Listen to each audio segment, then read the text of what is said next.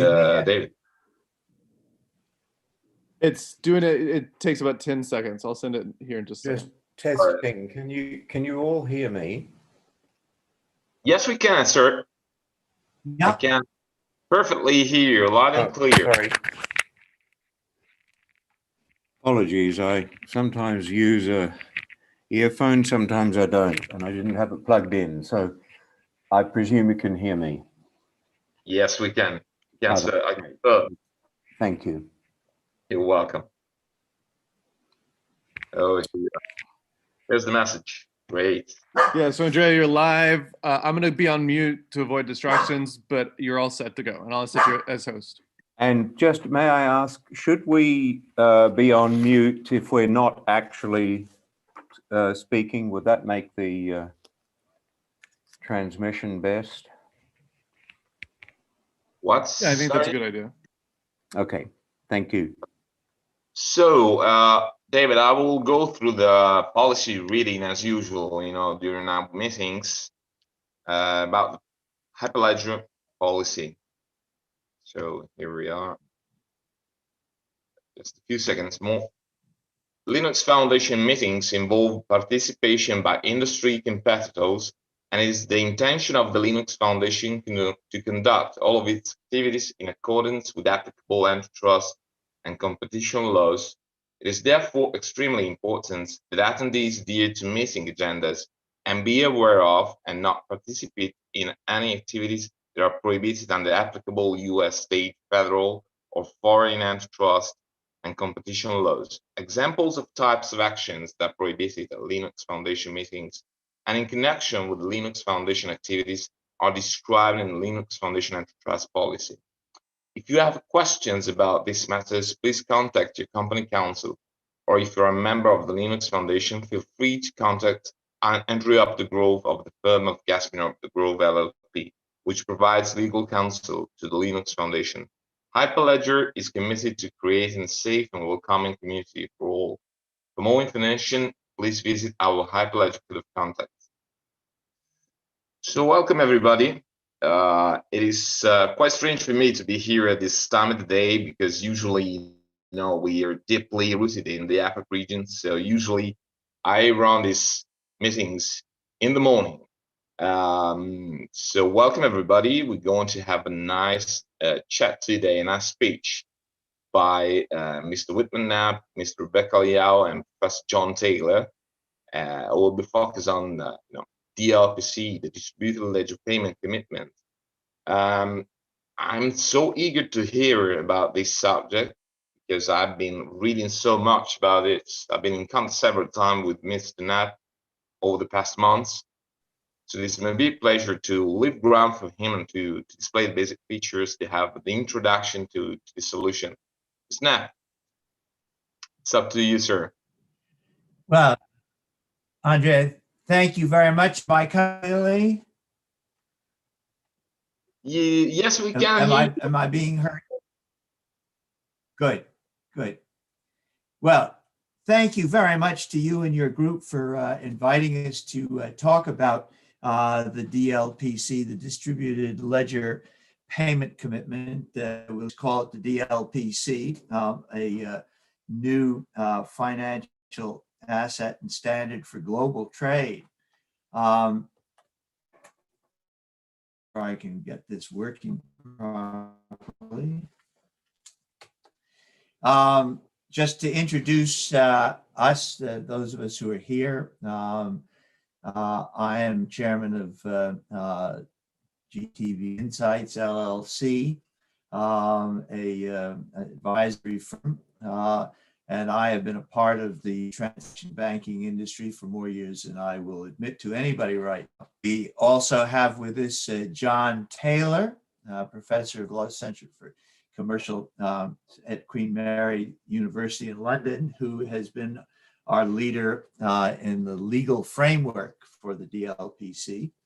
And then Rebecca Liao, co-founder and COO of Skuchain, who has been the co-chair of the DLPC working practitioner in the actual use of the DLPC, which is so crucial. I'm going to, before we go any further, I do want to acknowledge that the three of us are just a part of a much larger group of professionals who have been working on this, and we want to make sure that their contributions are acknowledged, particularly Jana Webkowski, who was the working group co-chair. We'll get into just some basic questions. Where did it come from? Why BAFT? For those of you on the webinar, you may not be familiar with BAFT, so let me just give a little background to BAFT. BAFT is an international financial services industry association. Its members include nearly 300 financial institutions and solution providers located around the world. As a worldwide forum for analysis, discussion, and advocacy for international financial services, has provided support to its members who are active in trade and payments globally for over 85 years. So it has a long and distinguished history. But what was the problem that we set out to, as we know, as part of an industry-wide move to digitalization of banking processes, there was a clear need with the digital transformation, being an historically paper-based line of business. For centuries, dating well back to Andre's home country, international trade and trade finance has been paper. People, and as time evolved, became increasingly cumbersome. But while complex, at the base of all trade transactions and embedded in all instruments covering those transactions, the crucial element, a very simple crucial element, is the commitment to make a payment to other parties in the transaction. Now, during the past century and further back, the legal basis for those payments has been covered by law, usually statutory, and regulation based on paper-based transactions with wet signatures. However, as the digital transformation of banking has become widespread, it's become essential that a new legal framework was acquired to cover digitalized digital payment element of the newly digitalized trade transactions. And I keep using the word digitalized because this is really the crux of what has brought us to this. Has been the change, the move from paper-based to digital-based trade transactions. And of course, we've seen the importance of digital with the results of the pandemic on our working environment.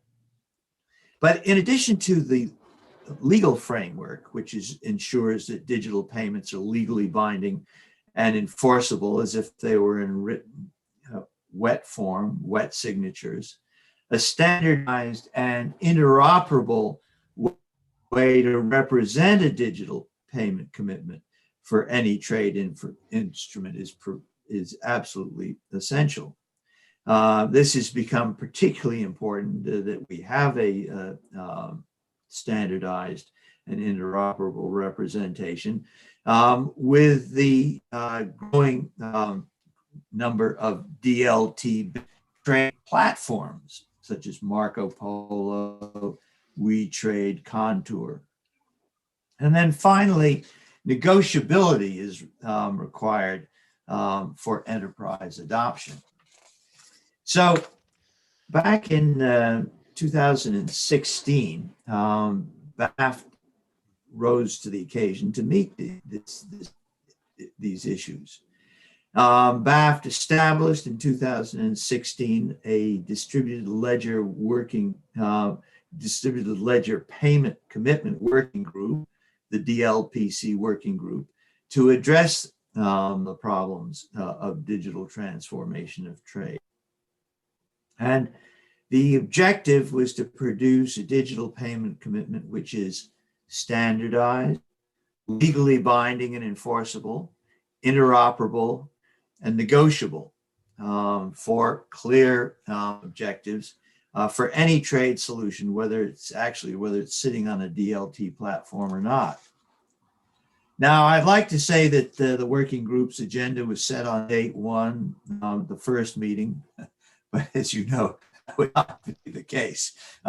It took a lot of effort, and we spent 3 years of intensive effort by a group of trade bankers, technical specialists, and lawyers. Most of those were cited on that slide that I showed you up front, meeting weekly on weekly conference calls to produce the BAFT DLPC, which is in source form to meet the requirements before set out above. Now, the importance of open source cannot be sufficiently stressed, because this was an initiative for the industry as a whole, and to meet the crucial aspects of an open, interconnected market of the new trade ecosystem. Now, in April of 2019, we published the first DLPC technical and business best practices paper for trial use. This document allowed us to solicit and incorporate industry feedback. Much of this feedback was actually based on the use of the DLP standards in live transactions during the spring and summer of 2020. So with revisions based on actual commercial use in late August of last year, 2020, the DLPC working group published initial release version 1.1 of the BAFT DLPC best business practices, and initial release version 1.1 of the DLPC best technical practices, setting the background to actual use of the DLPC. Now, these documents can be found on the BAFT website, but we consider these documents, best practice documents, to be living documents, and we'll continue to update them based on industry feedback. So with that as the background to our work and how we got to where we are, I'm going to turn this over to John Taylor, who will go into the legal framework, which is so crucial to the John, let me turn it over to you, ask you to come off mute and take us from here. Well, thank you very much, Whit, and our thanks to all the colleagues who have made this presentation possible. We really appreciate this opportunity to talk about the DLPC. While I'll be concentrating on the legal framework for the DLPC, I'll try not to make this too legalese, and please, when we complete our presentation, ask any questions if you would like further information on any aspects of the topic that will be covering. In brief, the DLPC is, first of all, it's just a payment commitment. It does not purport to digitize the entire underlying transaction, trade, finance transaction that might be participated in by the parties. We decided we would concentrate solely on the payment commitment, it being so important in any trade finance transaction. Secondly, interestingly enough, it is in digital form, you'll be pleased to know. We designed it to be on a distributed ledger network, but it can be modified for any digital format, whether on a distributed ledger platform or not. Thirdly, it's for use in any trade finance transaction. It's just the payment commitment element of the transaction that the DLPC addresses. And when I say any transaction, we'll hear from Rebecca some of the very diverse range of trade finance transactions that she and her colleagues have already begun to use the DLPC in. But it can be open account, it can be supply chain, receivables or payables. It can be applicable to drafts, to letters of credit, to trade acceptances, to invoices or to guarantees. Anything involving a payment element, the DLPC can be applied to.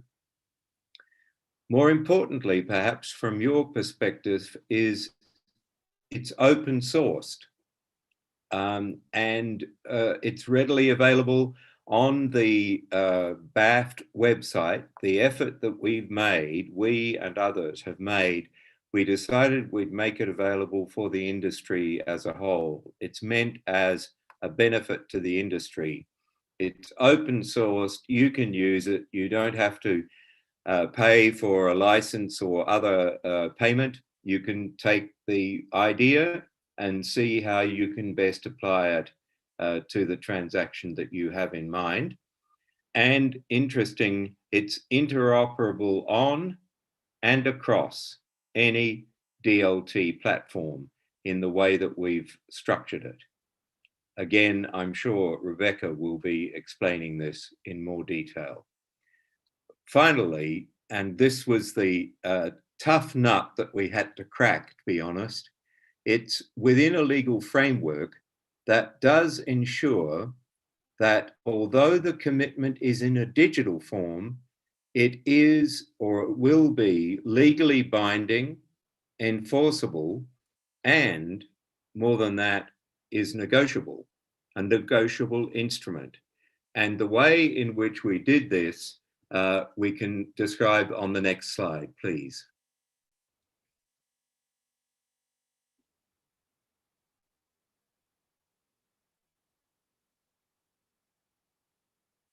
I'm sorry, is it possible to get the next slide up? Yeah, yeah, it's just my PC is moving slowly, but yeah, we'll thanks, we'll get it going. Sorry. No, absolutely, no problem. I'm not going to bore you with the background. If you really want to know the background to the legal aspects of the DLPC, have a look at this paper that was prepared 2 years ago, 2.5 years ago now, by Sherman and Sterling, obviously eminent US-based lawyers, for BAFT and the R3 group. And basically it told us that if you're going to have a payment commitment that would be enforceable, you have to embed it within a framework of law that is encouraging. And that's precisely what we sought to do. It operates according to the recommendations we've made in the BAFT papers on this topic, in the best practices papers on this topic. It provides a legal framework because we've structured the DLPC specifically as a note, you know, a payable note, I promise to pay type document, an unconditional promise to pay, that the parties would govern the note by Delaware law. Now, why Delaware law? Well, Delaware law, when you look at it, confers on the parties, the obligor or the holders of a note, the same rights and defenses as if the note were in writing, even though the note is in digital form. This, as you know, has been a real difficulty to find a law that would support a digital form of promissory note or other obligation, because under English law, under New York law, etc., there is not still today, surprisingly, there is still not adequate statutory protection or comfort that can be given to ensure that a note or other payment obligation would have the same rights in digital form as it has in traditional written form. So, of course, we've indicated that the parties are quite free to choose other law if other laws are seen by those parties to support the obligation. But clearly they'll need to take legal advice to do this. Of critical importance, however, is the last major bullet point on this slide. The DLPC is really a simple representation in data form. 13 simple data forms, fields or codes that do at the very least the four things that are indicated on this page. They identify the payment commitment that's being undertaken and the parties who, excuse me, undertake that commitment. They link the commitment to an identified transaction. The trade transaction is identified because that's where the payment commitment will arise from. They show the status of the transaction.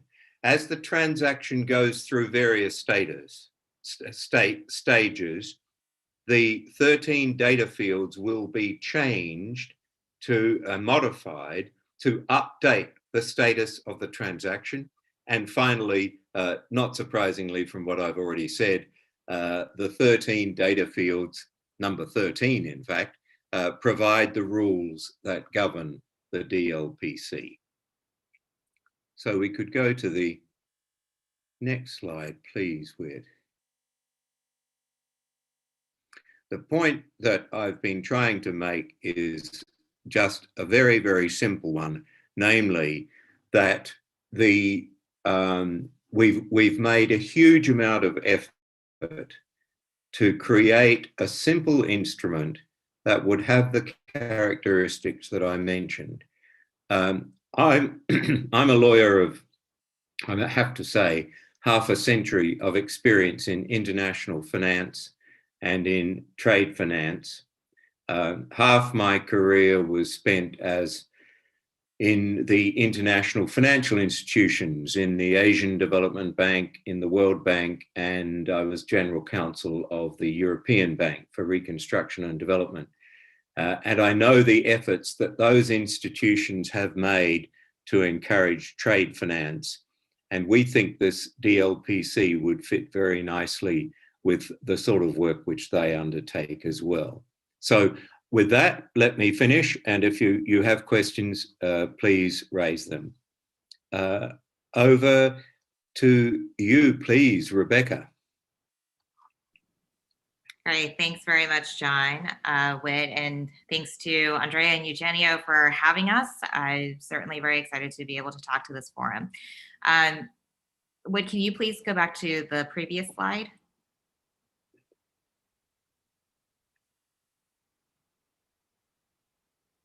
Great, thank you. So as both John and Whit have mentioned before, we've been doing live transactions using the DLPC at Skuchain.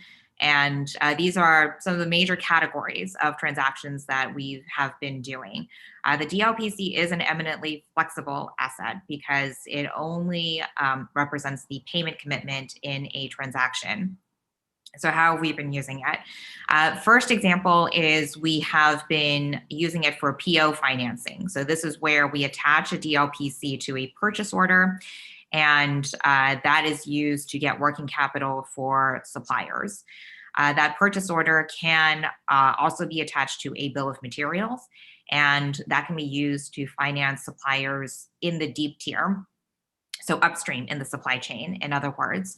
The bill of materials is a good way for understanding how much each supplier is actually contributing to the finished product, which then allows you to get a much more accurate volume for appropriate purchase order financing.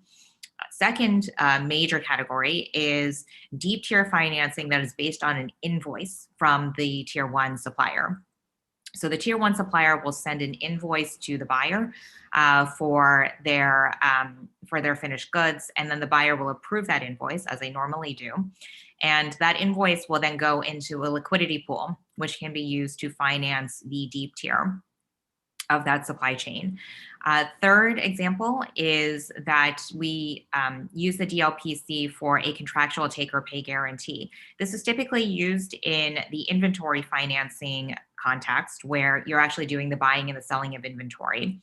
Whatever financing vehicle is going to be doing that buy and sell, they will want some sort of guarantee from the buyer that they will take the goods off their hands.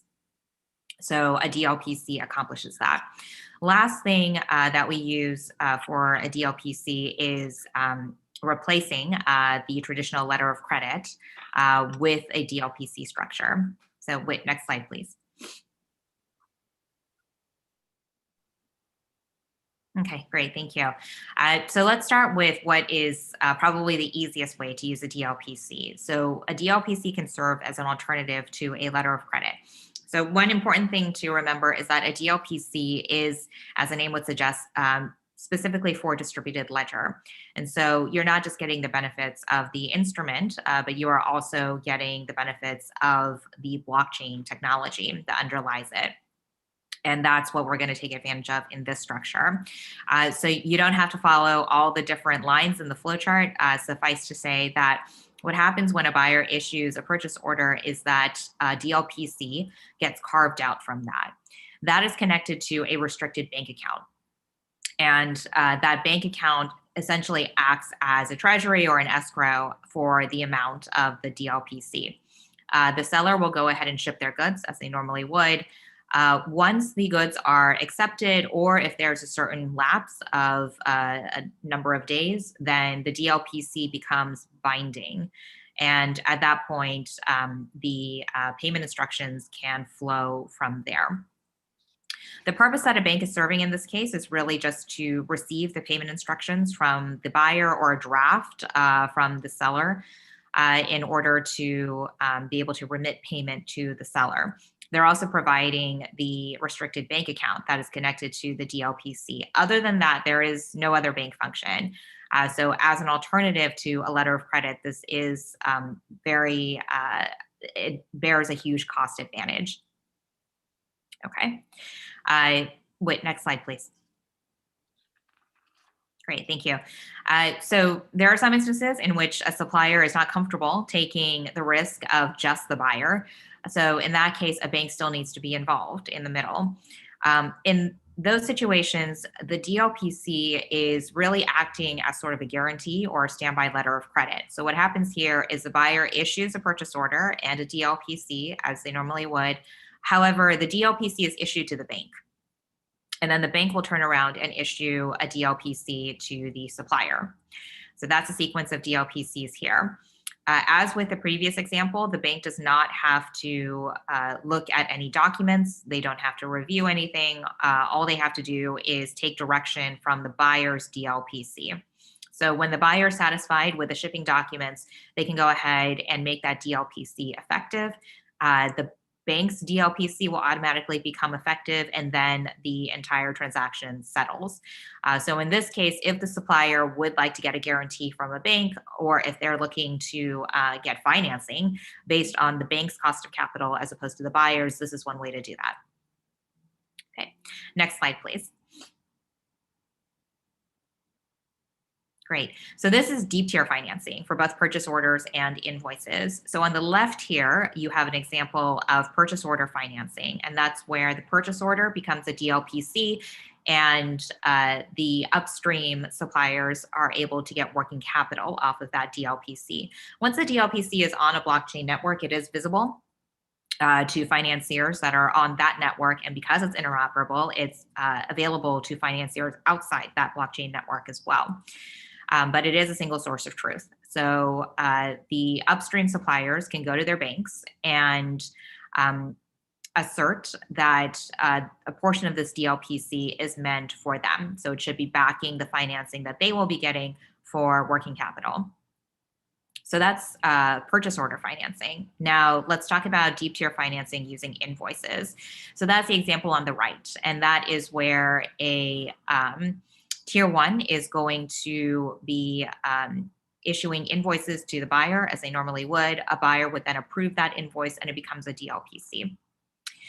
So based off of that, Tier 1 can get financing if they like, but the objective is to allow Tier 2 to get the same cost of capital in their financing as the buyer would, because we're looking at the buyer DLPC at the end of the day.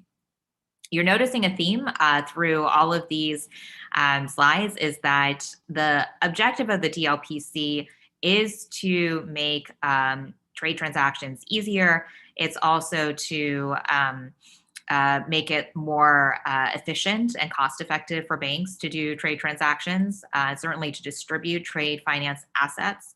But having said that, it really does place control of a trade finance transaction in the hands of the entity that actually needs that financing, and that's the buyer. So let's go to the next slide. All right. So last example that I'll go over here is inventory financing. So this is where a DLPC is used to guarantee to any sort of financing vehicle, whether it's a bank or a special purpose vehicle. It's used to guarantee that the buyer will, in fact, buy the inventory once they've either issued a purchase order for it or there's a purchase agreement for it. This is to guarantee that the financing vehicle, which is not in the line of business of whatever inventory they're handling, is ultimately going to have a market for those goods. So the supplier will go ahead and ship the goods, and the SPV is going to purchase those goods and then hold title to them until the buyer is actually ready to use them. Once the buyer is ready to go ahead and purchase that inventory and outlay the cost for that, then the DLPC will get discharged. But the reason why we're using a DLPC here is that once you start to go across multiple tiers for inventory financing, and once you start to have more inventory in your program, you need a way to always evidence the correct credit risk that is relevant to the transaction. And that's where a DLPC can be connected to the transaction documents to go ahead and provide that evidence, but it can also be connected to the inventory itself. Okay. Great. So that's it. Those are the ways in which we've been using the DLPC. It hopefully gives you an idea as to how DLPC can be used. But with that, I will turn it back to the group. And if there are any questions, more than happy to answer. Rebecca, that's terrific. I'm looking at the chat line here and seeing if we can identify and if you want, Andrea, let me hand it to you. Yeah, no worries, sir. I was just thanking you all of the three, for the speech. It's just really insightful, and it's really interesting. When you read this on the screen, it's totally different compared to what we have just seen. So I thank you so much for this. I'll go quickly through the questions. We have a few ones here in the chat. The first one is from Brett. Hold on just a second. He's asking, is there a list of commodity pool operators that are aware of these DLT developments? Did you make it? I mean, can you hear us? Are you asking me if I heard you?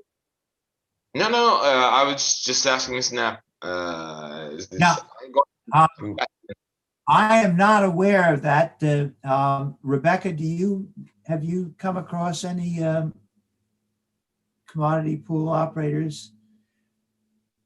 Yeah, so I mean, I would say that the commodity space is generally aware of all the blockchain developments, and commodities is one of those industries that is particularly a good fit for blockchain technology. So I don't know about the pool operators themselves, but certainly traders are well aware of DLT developments. And I mean, a lot of the traders, as well as the the large enterprises that are big commodities buyers are well aware of DLT. Yeah, it's quite prevalent in that space. Would Comco be, they're one of the commodity, if I remember correctly, they certainly, we've spoken to them, Whit and I have spoken to them in the past, so that I expect they're aware of this. And they're part of our outreach effort. Do they have offices in Chicago? No, I think the offices is in Switzerland, if I remember properly. I don't know exactly, but I guess they're in Switzerland.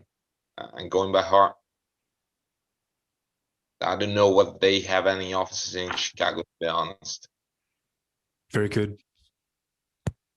Going through another question to all three. Eugenio, my colleague, is asking, which are the most important steps for having the trade finance solution and respective platform to join DPLC standards, both from institutional, hold on, just having a problem.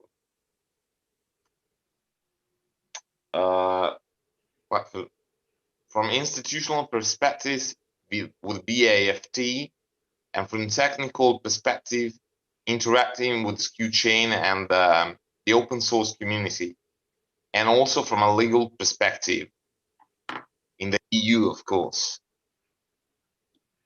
But perhaps I could start with just the BAFT. As we've said, it is completely open source. So you are invited to go to the BAFT website, download the best practices, both business and technical, which give you the most comprehensive way of actually utilizing both the rationale and the background for utilizing it, and then the technical steps in utilizing it. So those are found in the best business practice and in the best technical practice documents, which are open to anybody who wants to use them. Yes, and perhaps I could add, I see there's a question there, can one obtain the legal language relating to the DLPC? And the answer is yes.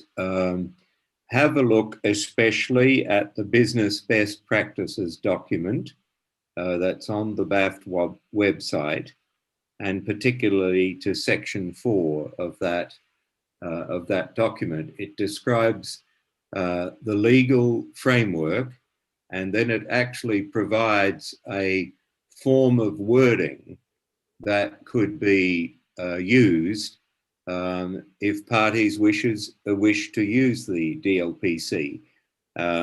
As it's a standard, if you like, it's meant as a standard form of wording, but obviously you would then want to adapt it for the particular circumstances that you would find appropriate, and your own lawyer would no doubt be comfortable to do that. But at least it gives him a solid basis to work from.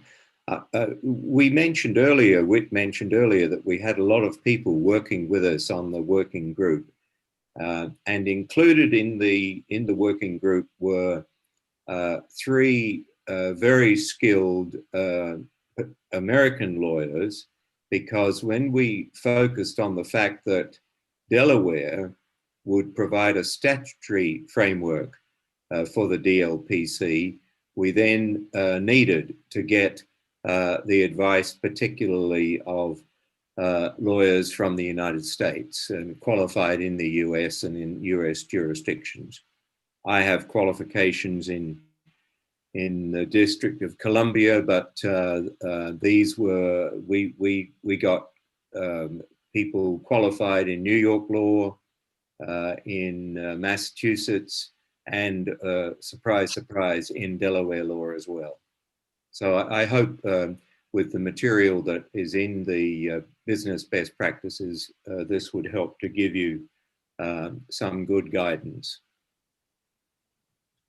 I guess it's the same thing. I mean, with the Europe as well, and also in the APAC region, the picture is definitely the same as the one you mentioned now.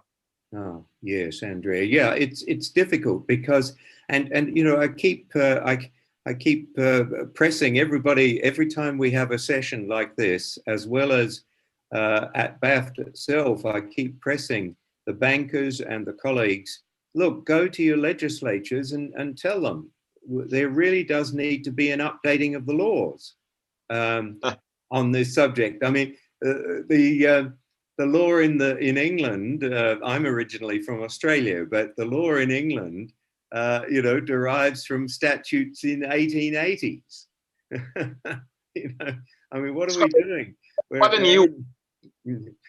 Sorry, Andrea. No, just joking. Nothing too serious. But I understand what you were mentioning. So there needs to be legal reform, and there are efforts being undertaken to give that legal reform. So even if you feel, I mean, the reason we've suggested DLPC should be structured under Delaware law is because that's where we see a really sensible and proper framework. As the laws of other jurisdictions, though, come into the 21st century, then you can use those laws. I mean, logically, you'd probably be more comfortable to use the laws that you're most familiar with. But until those laws are changed, frankly, as a lawyer, I can say you're taking a risk. Perfect. Thank you so much, John. There's a question from Raul Renard. Is asking, how does the DLPC interact with legal reform efforts like the UNCITRAL model law on electronic transferable records? Is the DLPC an innovation, the value proposition of which rules on the lack of legal harmonization, or do you see this as complementary or even mutually reinforcing with legal reform to recognize electronic negotiable instruments? Well, perhaps I should try and jump in there to just say it's our understanding, and indeed we believe it to be the case, that the DLPC satisfies the basic requirements of the UNCITRAL model law on electronic transferable records. Because it is showing a reliable method subject to control of whoever has the right to the payment commitment, and it is identifying clearly what is transferable, or in this case, negotiable. Under the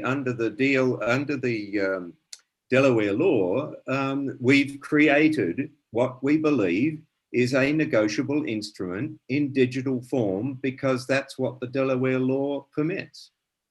And we've sought to comply with the Delaware law requirements, but in doing that, we also believe we've satisfied the key criteria of the UNCITRAL law, so that they sit alongside one another. One doesn't supplant the other, but utilizing what we've suggested for the DLPC, we believe it satisfies the UNCITRAL requirements that I think you referred to. Thanks, Mr. Taylor. This Brett Carpenter would like to ask you a question. Maybe I saw he raised his hands here in the chat. Brett. Thank you. So I want to address the state of Michigan and just say briefly that what starts in Michigan, it goes to the rest of the nation. I'm just going to cite the speed limit of 55 going to 70. That started in Michigan. And essentially the county of Oakland, where I'm from, they're incubating our project, and it's about taxation.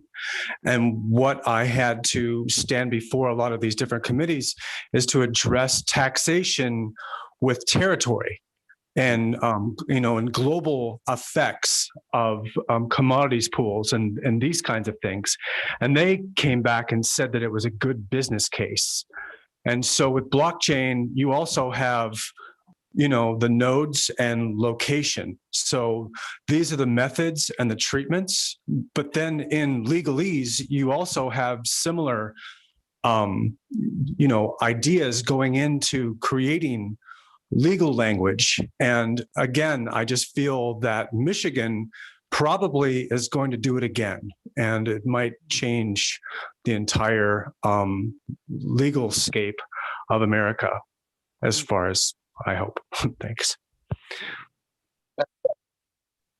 That's really very interesting, Brett. Thank you very much. And I just thoroughly encourage then you to have the Michigan legislators focus on this, and indeed, why not lead the way? Perfect. If you don't mind, I would go on with the questions because we have a few more in the pipeline. This Vipin Bharatan is asking, what of the 13 components makes it a legal doc? This is quite a nice question, Vipin. Sorry, could you repeat the question, but then Whit or Rebecca, you want to run us through the 13, but please, yes? Yeah, so I know that we're accustomed to thinking of legal documents as a piece of paper or a piece of paper that has been PDF'd or scanned. But the idea here is that the DLPC it's an asset. Think of it as an asset. It's a digital asset because we use it for financing purposes. We call it a financial asset. The legal backing for the DLPC comes from the legal framework that John has walked us through so thoroughly. And if you want to look into that framework in more detail, then you can definitely find that on BAFT.org. Look for the DLPC best practices, business best practices there. And then you'll find the legal backing for the DLPC as a whole, and then also for each of the fields of data that we've asked for to comprise the DLPC. But the reason why the DLPC is a legally binding instrument is a combination of the fact that it is a set of data and it has a legal framework that backs it. In the same way that if you used an e-signature service, for instance, that signature is a legal, not a legal entity per se, but it is a legal artifact. Even though it's purely digital. If you were to create a document completely digitally, that would also fall into the category of DLPC as well. This is just where the world is moving in terms of digitization, that you're going to see things referred to as documents or that qualify as documents, even though they don't originate from a piece of paper. And basically, perhaps I could just add very quickly, unless Whit, you would wish to. No, I mean, the 13 document, there are 13 fields or data fields that need to be observed, but they are very simple fields. They're very simple pieces of information. They identify the DLPC, the particular payment commitment, by a number. They identify who originates that payment commitment. You know, is it the buyer? Is it the seller? Is it the bank? Who originates? It has a reference to the particular trade instrument that the DLPC is connected to, that the payment commitment is connected to. It tells you who has made the commitment, who's the obligor, who says, I promise to pay. It identifies who says is the obligee, the person receiving the obligation, who wants to get paid, in other words. Or if, and indeed, if that person who's wanting to get paid, the supplier obviously wants to get paid, that person can transfer his commitment to somebody else, a bank or an institutional investor or whoever. And that will be shown in the record. So it's elements like this. I could go through the remaining, but I don't want to bore you to tears. Please have a look at particularly the technical best practices. These are not lengthy documents. And those of you who are familiar, much more so than I am, with the digital world, you will find instructions there as to how you create these data fields and what should be populated within each data field. We've tried to make it as simple as we possibly can. Yeah, what you described, Mr. Taylor, you know, being a long-term letters of credit practitioner dealing with these issues, you know, it's a sort of evolution in some ways of what an LC is, and a simplified maybe version of an LC, you know, which causes some trouble, some problems when going through from the bank of the applicants to the beneficiary one, you know, and you face several troubles, several mismatches in the middle. So what you describe me, you know, from scratch to me sounds like this sort of an evolution and simplification of what an LC is, by reducing also the possibility to have mismatches in the middle and mistakes as well. Yeah, well, please, I'd like very much if she would be willing for Rebecca to share with you, because she's been really at the cutting edge of the application of the DLPC in specific instances that she described. And Rebecca, I know that the LC was one of the examples that you have been working on. And perhaps you might be best, I mean, I could mention one or two things, but please let me, let the good audience hear what the person right in the practice has experienced. Sure. So I just want to make sure that I'm fully understanding the question. So is it what has been the experience of going from, say, an LC to a DLPC, if a buyer is used to issuing an LC? Andrea, is that the question? No, I was just figuring out, I mean, is this sort of a simplification of what an LC is. You saw the typical Swift message making up an LC. You know, there are so many fields, applicants bank. This sounds to me, you know, not seeing it in an operative way, sounds to me something which is more simple in dealing with, and, you know, more effective reducing the mistakes in the middle while in transit, you know. Yeah, absolutely. So definitely want to be transparent that unless a DLPC is connected specifically to a letter of credit, it is not the equivalent of a letter of credit. So a letter of credit enjoys a 100+ year history. It has a body of robust jurisprudence surrounding it. And so if you want maximum security on your trades, it may not be the most efficient way, but it is the most secure way to make sure that you as a supplier get paid and you as a buyer don't have to pay until you're satisfied with the supplier performance. What we've done here is we've given a very similar level of security, but obviously it doesn't have the same history that a letter of credit does. I would say in terms of execution, what we're doing here is we're recognizing that most transactions are moving in the direction of open account. The majority of transactions now are open account. And the reason for that is a lot of these supply chain relationships are becoming a lot longer. So these suppliers work with their buyers over many, many years. And there is a pattern of operation and trust that is established through that. So an LC is really used in the trading context. It's also used in opportunistic transactions where there isn't that sort of relationship between buyer and supplier. What DLPC does in those instances is that, as you say, Andrea, it simplifies the process. It provides a very similar level of security using the benefit of the technology without all the steps that are required in an LC.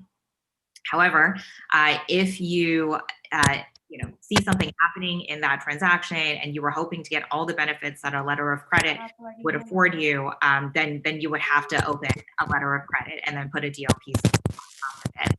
What we've seen so far is that moving from an LC to a DLPC has provided so many benefits in terms of cost and time savings that most buyers want to move in that direction. What happens when you move to a DLPC is you no longer have to pay for the fees of an LC, obviously, and you no longer have to pay for document handling by the bank.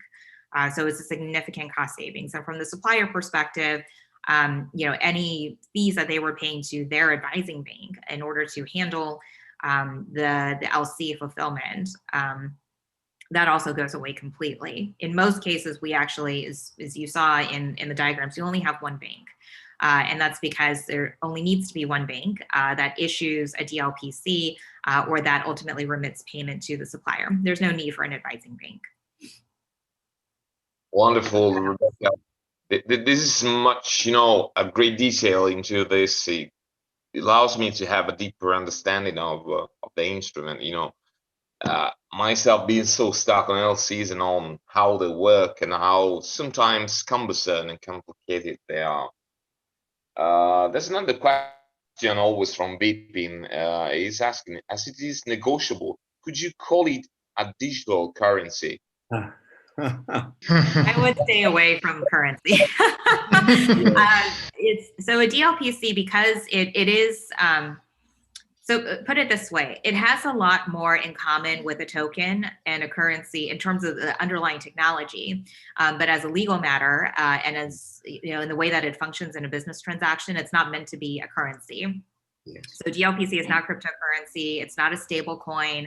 It is a financial asset specifically for trade. Securities. Yes. Yeah, and indeed, I would certainly say from a legal perspective, it certainly couldn't be characterized as a digital currency. It's a payment, a method of payment. I like to, but interestingly, it's negotiable. It's a negotiable instrument, just in the same way that if you have a promissory note, written and signed wet signature, you have a negotiable instrument. Or a check, it's a negotiable instrument. It's not a check is not a promissory note, as you know, but a check is a negotiable instrument. It's readily transferable, and the holder has special protections and benefits. And what we've sought to do is to create in the digital space the same type of instrument as a promissory note in written and wet signature form. And the legal underpinning comes from the fact that we've governed it, we recommend it to be governed by Delaware law, because the Delaware statutory law gives it that characteristic. And as soon as the laws of other jurisdictions do the same, then we would say use those other laws.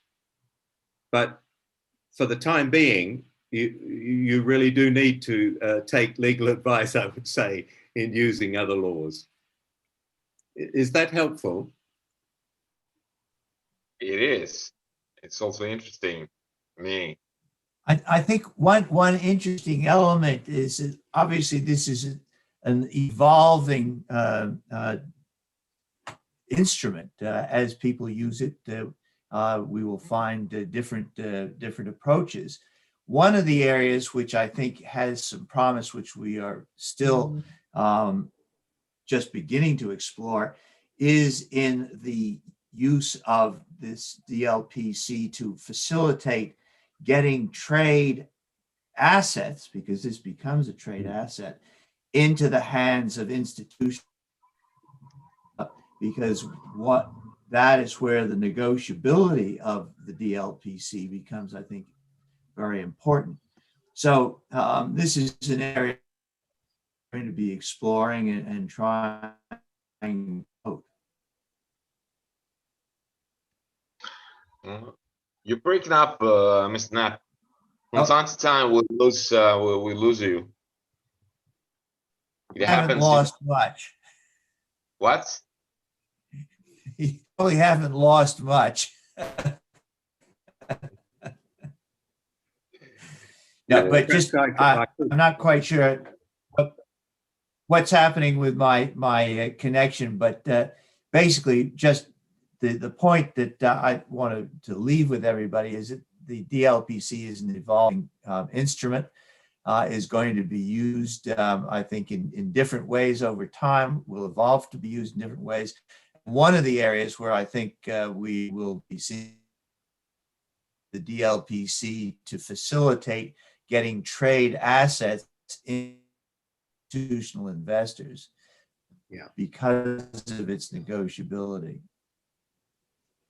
Yeah, we think there's quite a growing demand among the institutional investor community for trade finance assets, and but they also, the institutional investors, want an asset that they can rely upon, naturally, legally rely upon, and we believe the DLPC, in the way that it's been recommended, gives them a reliable, negotiable instrument. They can buy the instrument and then they can sell it onwards if they want to sell it onwards, if it's appropriate.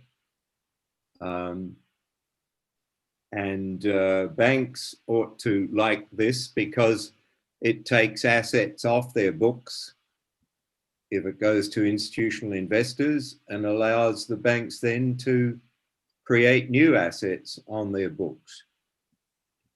So, but it's a topic that we're looking at, and that's going to require quite a bit more thought and effort to arrive at techniques that best encourage the transmission of assets into the hands of institutional investors who require or would like that. Perfect. Andrea, Yes. I would like to share my comment on that. Just try to speculating a bit, okay, and in the future of what can happening from a legal point of view. I mean, my suggestion. We can see globally that, for instance, Europe by 2024. Could have like a sort of comprehensive legal framework recognition for DLT and tokenized asset. And maybe by the same time, the model electronic law that now has been enforced by a couple of countries could have a more widespread application. So I would like just to leave this idea to the audience that maybe in a 2, 3, 4 years time slot, we may see DLPC solution or other solution like provided by the ITFA in Europe, working globally in finding common best practices that find at the same time legal recognition in the national law, but also in the international application framework. So that's my idea. It's great. If I may just interject again, please continue with that idea, Eugenio, because we also are in discussions, that is to say the BAF working group, we've been in discussions with ITFA, with ITFA.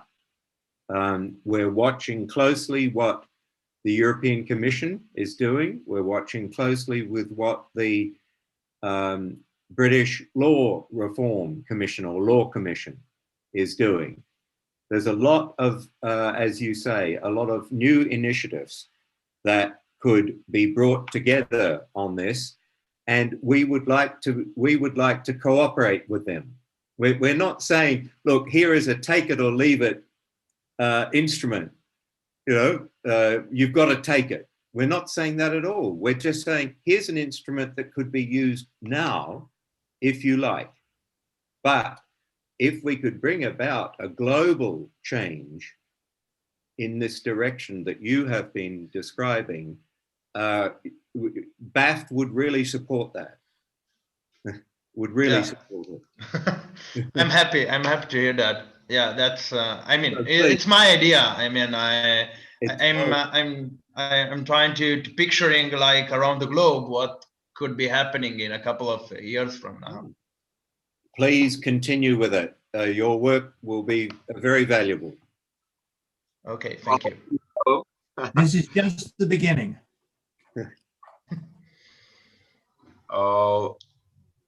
Any other question from the attendants? I think we have exceeded a little the usual time frame, of an hour during our meeting. But this is a good sign. I mean, the discussion has been pretty interesting. So, it means that we managed to raise the interest of the attendants, and we can somehow succeed in doing this.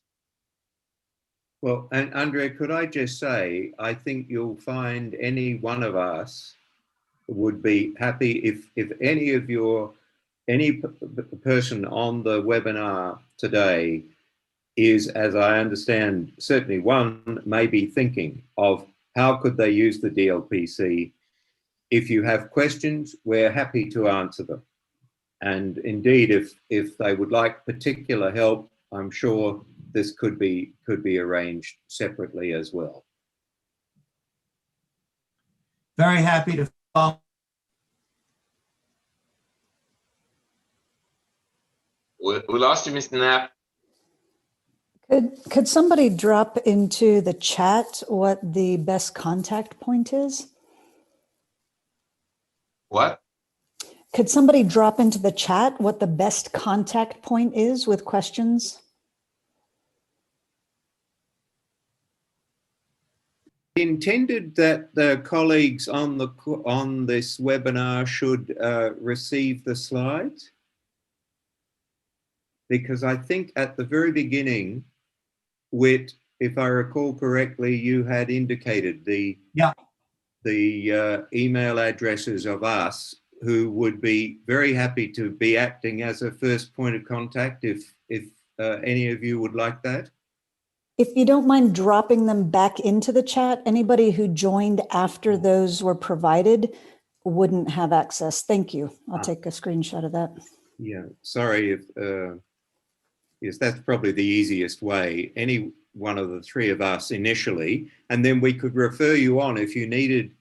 I mean, I'm not a computer expert, but we can certainly refer you to the digital computer experts who helped us in preparing the DLPC. Thank you very much. Not at all.